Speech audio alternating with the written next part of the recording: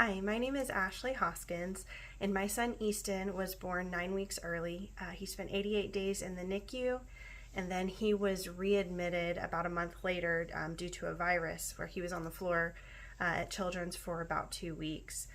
And first, I just want to say that our experience at Erlanger has been wonderful. The staff has been amazing, and we just received the best care. Whether it was surgery or the NICU or the floor or his continued outpatient therapy, we are very happy with the services that we have received. That being said, going from the NICU to the floor, there was a little bit of a culture shock. In the NICU, we were in one big open room with several nurses, and if we needed help or there were any concerns, they were readily available. Once we moved to the floor, we were in a room. Of course, we had a call button, and we were given the number for rapid response, but help wasn't immediately available if needed, and it was just took a little bit of getting used to. One of the other differences is that we were in the room with him and we didn't leave. In the NICU, the nurses would take over care and they would send us home to sleep. We weren't able to sleep in the NICU, whereas once we were on the floor, we stayed and we slept there and we ate there and we just stayed with him in the room since he couldn't leave.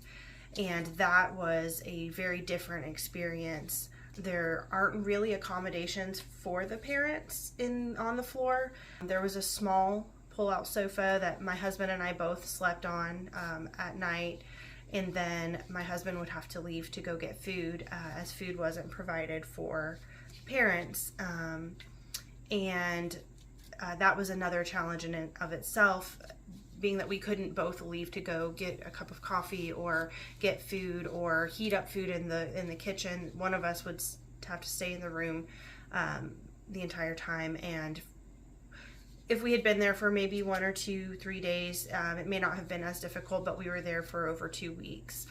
So that became a different challenge than when he was in the NICU.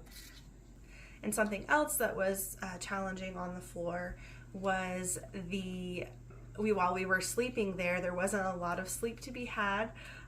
We had a tech coming in every 4 hours to do vitals, and then every 4 hours we had respiratory coming in to check on him, and then if they decided he needed a treatment, they were coming in to do the treatments every 6 hours, and then they would bring in milk for his feedings every 4 to 6 hours. I was also pumping every 4 to 5 hours, and none of those things lined up to be at the same time. So there was constantly someone in the room night and day. So us being there for 2 weeks, not getting more than 20 to 30 minutes of sleep at a time was also very challenging and very different, again, from the NICU. Where we would come and see Easton and help care for him, and then we would go home and sleep and then come back and do it again.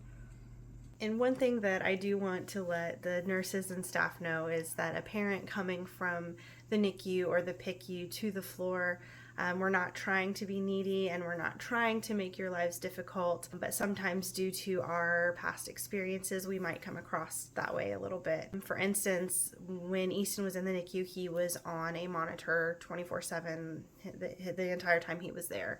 And when he came home, we had an outlet when he was sleeping to monitor his heart rate and breathing.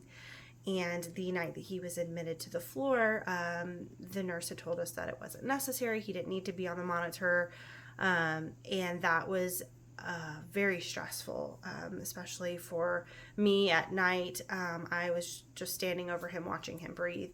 And I could not even sit down to even think about sleeping or doing anything else because my anxiety was so high. In the NICU, he had stopped breathing multiple times. He had turned blue while my husband and I were holding him. He had to be bagged. There were multiple experiences of him stopping breathing, and not having that monitor really was not an option. And so I really had to push for that. And again, not trying to make anyone's life difficult, not trying to be a pain to the nursing staff, but sometimes our experiences when we're in those intensive care units can kind of make our needs or once for our child on the floor seem a little unnecessary, but for us they seem very necessary. So again, not trying to make your lives more difficult, but that's just where we're coming from sometimes when we have those requests or we have those questions. It's just due to our traumatic past with our kids.